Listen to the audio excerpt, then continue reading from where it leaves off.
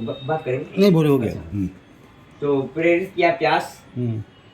तो राजा परीक्षित जोर जोर से बोलने लगे, अरे आश्रम में कोई है? मैं राजा परीक्षित बोल रहा हूँ ऊंचे स्वर में, क्योंकि राजा परीक्षित की वो भाषा नहीं थी, लेकिन कलयुग उनको प्रेरित किया है उनकी बुद्धि में। मैं राजा परीक्षित बोल रहा हूँ, कोई हो तो हमको पानी पिलाओ। अब कौन था? और समीक मुनि जो थे वो समाधि में चले गए थे, भीतर की अंतरात्मा में। जो भीतर हो जाता है तो फिर बाहर का कुछ द्रष्टव्य नहीं होता है, सुनवाई दिखाई कुछ नहीं पड़ता। अब कलयुग ने प्रेरणा दी कि चलो भीतर देखते हैं, कोई तो होगा। ये नासमझ लोग ऐसे बैठे रहते हैं। अब राजा परीक्षित भीतर चले गए, देखा तो राजा परीक्षित के मन में वो कलयुग प्रेरित करा कि देखो इस ढोंगी को उठ करके पानी न देना पड़े, इसलिए आग उचौली का खेल खेल रहा है, नाटक कर रहा है, पानी देना न पड़े, आंख बंद कर दिया है। कलयुग ऐसा प्रेरित कर रहा है। तो राजा परीक्षित के मन में प्रेरित तो है ही है।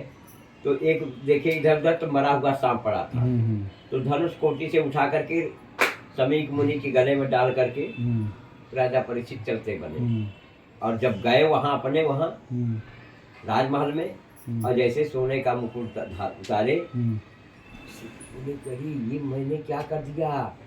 अरे मुझसे बड़ा अपराध हो गया। ये जो है अशुपात करने लगे राजा परीक्षित कि मैं जिन संतों के चरण रज को अपने सिर पर सजाता रहा, आज उन्हीं संतों का मैं तिरस्कार अपमान करके इतना बड़ा आया, ये मुझे हो क्या गया? मैं क्यों किया ऐसा? इस बात को सोच करके बिलख करके रो रहे थे फूट फूट करके कि ये अपराध मुझसे आज हुआ कैसे, यह बात को सोच रहे थे। और उधर इस दृश्य को एक उस आश्रम का एक बालक देख रहा था और दौड़ करके गया कहाँ, जहाँ उनका लड़का जल नदी में क्रीड़ा कर रहा था, जल क्रीड़ा। और कहा, भैया तुम यहाँ जल क्रीड़ा कर रहे हो? तुम्हारे पिताजी के साथ राजा परीक्षित ने बड़ा दुराचार किया। कहा क्या? कहा कि अब बताओ, समाधि में बैठे थे बेचारे, और राजा परीक्षित धनुष कोटि से मरा हुआ सांप आपके पिताजी के गले में लपेट करके चलते बने। वह बालक जो है क्रुद्ध हो गया और जल में प्रविष्ट हुआ, अंजलि में जल लिया और श्राप दे डाला कि जिस राजा परीक्षित ने हमारे पिताजी के गले में मरा हुआ तक्षक लपेट दिया, वही तक्षक आज के 7वें दिन मैं श्राप देता हूँ कि राजा परीक्षित का काल के रूप में आकर के उनको मौत के घाट उतार दे, काल ब्याल बन करके श्राप दे दिया।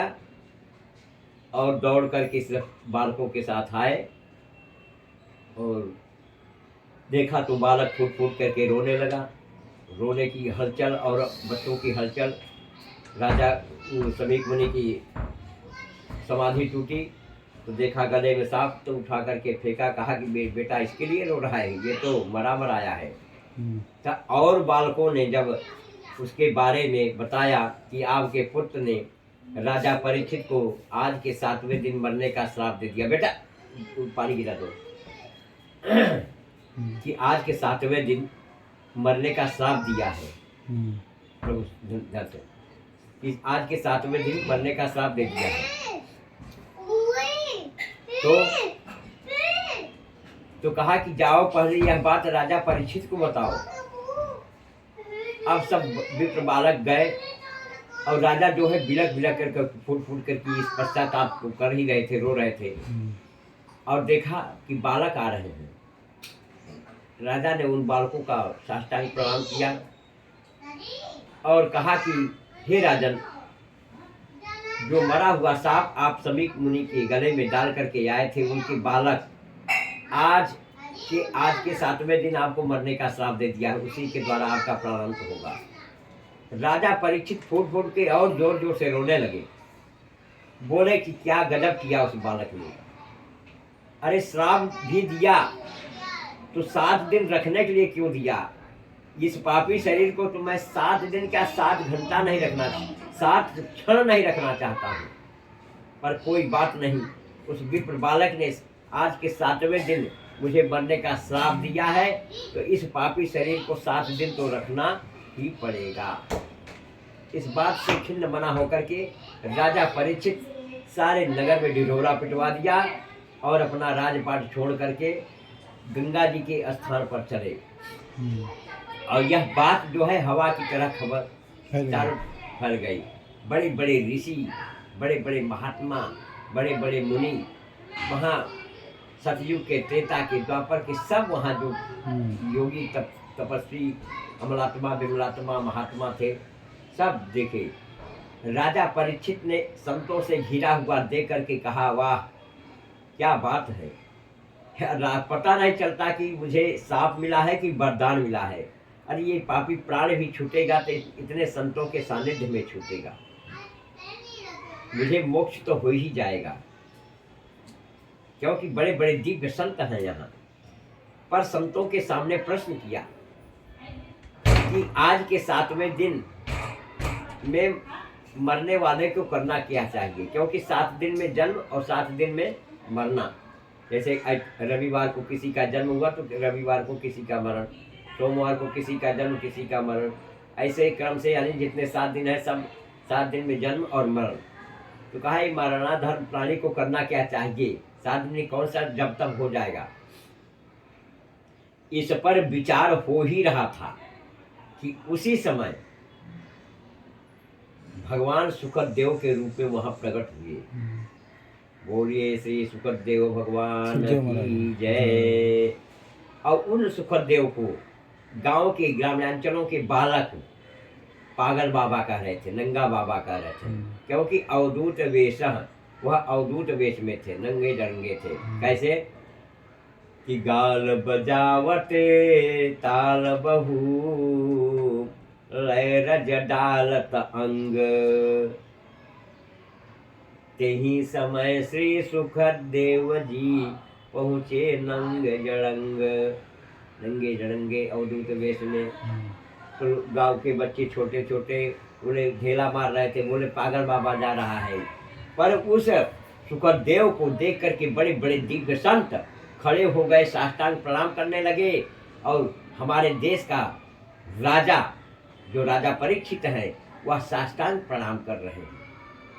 इस दृश्य को देख करके बच्चों ने कहा कि चलो अपनी ठीक खैर यहाँ नहीं होगी, भगदड़ मचाए और भाग खड़े हुए कि ये कोई बड़ा दिव्य संत है, इसे हम पागल बाबा समझ रहे हैं।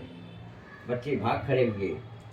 तब राजा परीक्षित ने प्रश्न किया कि महाराज बताइए कि आज के 7वें दिन में मरने वाले को करना क्या चाहिए, क्या 7 दिन में क्या हो सकता है, क्योंकि मुझे श्राप लगा हुआ है। तब सुखदेव जी मुस्कुराए, बोले कि 7 दिन तुम्हें बाकी है, यहाँ तो 7 घंटे में मुक्ति या मोक्ष प्रदान हो सकता है, पर तुम्हारे लिए 7 दिन अभी है। राजन, तुम्हें चिंता करने की कोई आवश्यकता नहीं। कहा तो क्या उसका उपाय हो सकता है। कहा उपाय बहुत सरल है, पर समझना ये तुम्हारे लिए होगा। उपाय जो है सरल है, अकाठ नहीं है, पर तुम्हारी समझ कितना सरल है, क्योंकि सरल में तीनों का समाविष्ट है। स माने सीता, र यानी राम, ल यानी लक्ष्मण। ये राम लक्ष्मण सीता कहाँ है, पास हैं। जो अपने पास समझते हैं उनके लिए पास होते हैं, जो बहुत दूर और दुर्लभ समझते हैं उनके से वास्तव में बहुत दूर और दुर्लभ रहते हैं। तो कहा राजा परीक्षित, ये समझना तुम्हारे लिए है, ये सरलता, ये सहजता, ये तुम्हारे मन की। मैं तो बोलूँगा, कहने वाला तो कहेगा, तो कथा कहेगा, वो तो कहेगा, पर उस कथा को ग्रहण करना, समझना, अपने भीतर उतारना, वो तुम जानो। कहा तो ठीक है गुरु जी, क्या है। कहा उसका एक ही रास्ता है, उसका नाम है श्रीमद् भागवत महापुराण। श्रीमद् भागवत महापुराण। श्री कौन है, श्री है लक्ष्मी, और मद क्या है, यानी जिसको श्री का मद हो जाए, लक्ष्मी का भी मद होता है ना, प्रभुता पाई काहे मद नहीं। जैसे थोड़ा धन मिल गया वो वह और दार से हमारे सामने ऐसी बात क्या, आओ उसको मद हो गया है, मदान हो गया है।